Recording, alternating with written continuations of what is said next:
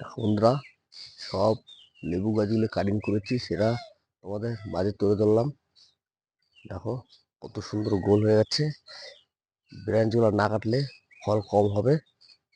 দেখো বিশাল বড় হয়ে যাবে, টপের গাছ তো বিশাল বড় হয়ে যাবে। দেখো সব লেবু গাছ কাটা, সুন্দর করে গোল করে কেটেছি। দেখো তোমরা কত সুন্দর হচ্ছে।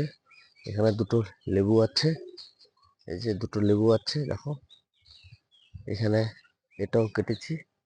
দেখো সুন্দর করে কেটেছি এটা। দেখো কত সুন্দর কেটেছি। দেখো দেখছো কত পুরো গোল হয়ে গেছে।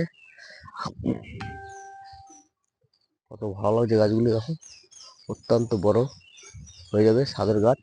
তাহলে একটা ডাল কাটলে 3-4টে ব্রাঞ্চ বেরোলে তবে ভালো লেবুটা পাবো। তার জন্য কাটিংটা করলাম। দেখো